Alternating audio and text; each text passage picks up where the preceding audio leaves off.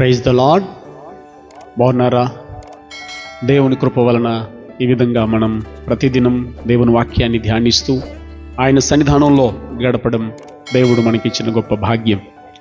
ఎంతోమందికి ఆశీర్వాదకరమైనటువంటి ఈ word fight today, ప్రతిదినం కొరకు, ఈ రోజు కొరకైన దేవుని వాక్యం, ఈ శీర్షిక ద్వారా ప్రతిరోజు దేవుని వాక్యాన్ని వింటూ ఆ వాక్యం ద్వారా ఆ దినాన్ని గడుపుతూ దేవుని యొక్క సన్నిధిని అనుభవిస్తూ ఉన్నారు. చాలామంది జీవితాల్లో దేవుడు శాంతిని అలాగే అద్భుత కార్యాలను జరిగిస్తున్నాడు. మరికొంతమంది ఆ వాక్యం చేత ధైర్యం తెచ్చుకొని నూతన విశ్వాసంలో బలపరచబడుతున్నారు. అందుకొరకై సమస్త మహిమ దేవునికే కలుగునుగాక. అదే రీతిగా ఈరోజు కొరకైన మరొక లేఖన భాగాన్ని మనం ధ్యానం చేద్దాం. కీర్తనల గ్రంథము 17వ అధ్యాయము 15వ వచనం. నేనైతే నీతి గలవాడనై నీ ముఖదర్శనము చేసేదను. నేను మేల్కొనున్నప్పుడు నీ స్వరూప దర్శనముతో నా ఆశను తీర్చుకొందును. నేనైతే అనగా కీర్తనకారుడు చెప్తున్నాడు, మనుష్యులు ఎక్కడెక్కడో తిరుగుతున్నారు, ఏవేవో ప్రయత్నాలు చేస్తున్నారు, ఎక్కడెక్కడో భంగపడుతున్నారు. మరికొందరైతే ఎన్నో రకాలుగా దేవుని సన్నిధిని దర్శించాలని, ఆయన ముఖ దర్శనం పొందాలని, ఆయన స్వరూపాన్ని దర్శించుకోవాలని కోరుతున్నారు. కానీ అలాంటి వారు ఎంతోమందికి అది దొరకలేదు. కానీ నేనైతే ఆయన యొక్క స్వరూప దర్శనాన్ని పొందుకుంటానని కీర్తనకారుడు చెప్తున్నాడు. ఆయన ముఖ దర్శనం చేత మన జీవితం శాంతియుతమవుతుంది, సంతోషభరితమవుతుంది, అనురాగభరితమవుతుంది, నెమ్మది, సంతృప్తి మన జీవితాల్లో కలుగుతుంది. అయితే ఆయన ముఖ దర్శనం, ఆయన స్వరూప దర్శనముతో మన ఆశలు తీర్చబడతాయి, మన యొక్క ప్రార్థన విన్నపాలు నెరవేర్చబడతాయి, మనం అడుగుతున్నది పొందుకోగలుగుతాం. ఆయన యొక్క స్వరూప ముఖ దర్శనము చేత మన జీవితాల్లో గొప్ప మేలు కలుగుతుంది.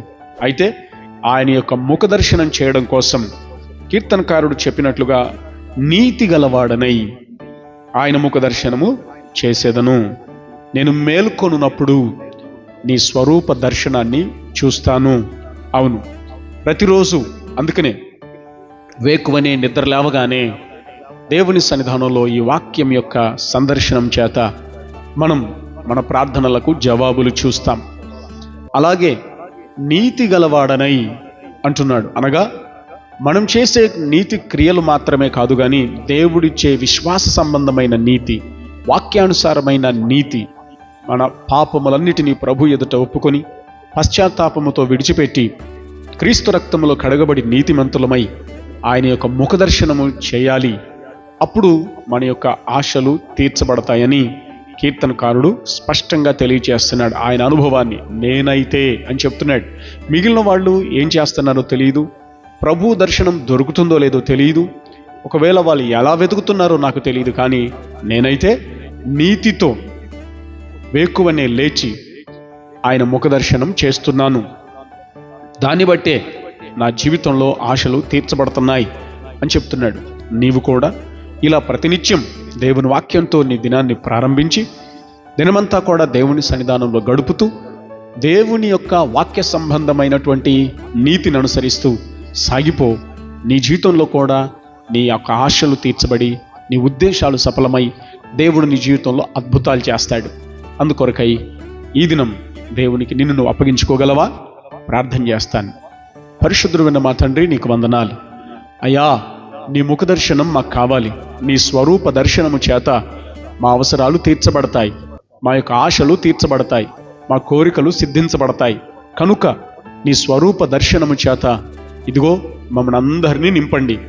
దానికి మేము వేకువనే నీ సన్నిధిని సందర్శించుకునేటట్లు, అలాగే మీ వాక్య సంబంధమైన నీతిగా మార్చబడేటట్లు, నీతిమంతులముగా తీర్చబడేటట్లు మాకందరికీ నీ దయచేయండి అయ్యా.